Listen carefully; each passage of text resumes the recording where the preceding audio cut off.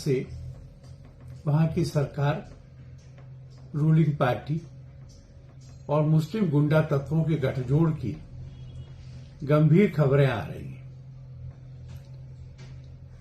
4-5 जनवरी के दौरान enforcement directorate की एक टीम 24 परगना के संदेश खाली गांव में शेख शाहजहां के यहां पीडीएस स्कैम के बारे में जांच करने गई थी। ये जांच करना उनका कर्तव्य था और कानून के अनुसार हो रही थी, पर वहां पर रूलिंग पार्टी के 800-1000 लोग इकट्ठा हो गए, नारे लगाए गए, एनफोर्समेंट डायरेक्टरेट की कारों में तोड़फोड़ की गई, अफसरों का सामान छीन लिया गया और उसमें से 3 लोग इतने घायल हो गए कि उनको अस्पताल में भर्ती कराना पड़ा। ये भारत की सत्ता को चुनौती थी। वहां के राज्यपाल ने भी इस बारे में चिंता व्यक्त की थी, वहां की कोर्ट ने भी चिंता व्यक्त की थी, पर जब इस मामले की आगे जांच की गई तो बड़े हृदय विदारक तथ्य सामने आए। उसका वहां राज चलता है, पुलिस का नहीं चलता, सरकार का नहीं चलता। वो लोगों की जमीन पे कब्जा कर लेता है और लोगों के पास रास्ता नहीं होता। महिला आयोग के ऑफिसरों ने और उनकी अध्यक्षा ने खुद ने इस विषय की जांच की है।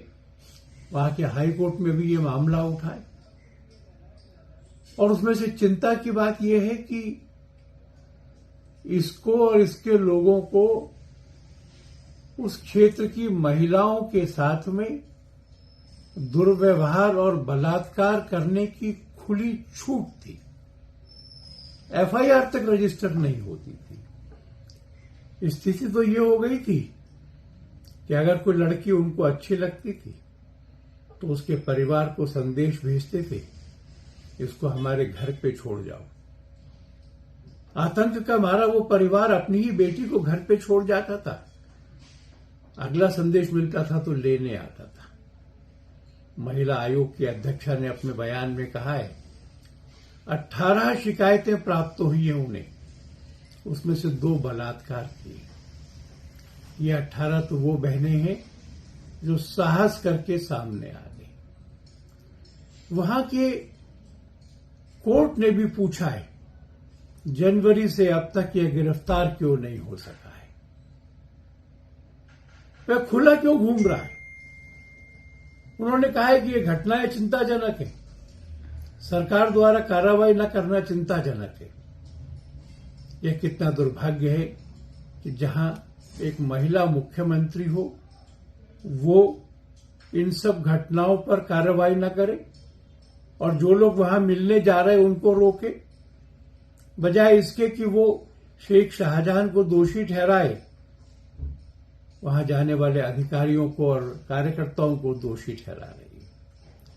हाई कोर्ट ने अनुमति दी कि शुभेंदु अधिकारी वहां जाएं, अनुमति दी कि वृंदा करात वहां जाएं। जब शुभेंदु अधिकारी वहां गए तो महिलाएं बिलख बिलख के रो रही थी। लंबे समय से दमन, उत्पीड़न, बलात्कार, गैंगरेप तृणमूल की छाया में हो रहा था। दुर्भाग्यपूर्ण है कि ममता उसका बचाव कर रही है। यह समय है कि केंद्र विचार करे कि क्या वहां पर कानून का शासन चल रहा है, क्या वहां की सरकार संविधान के अनुसार राज्य को चला पा रही है।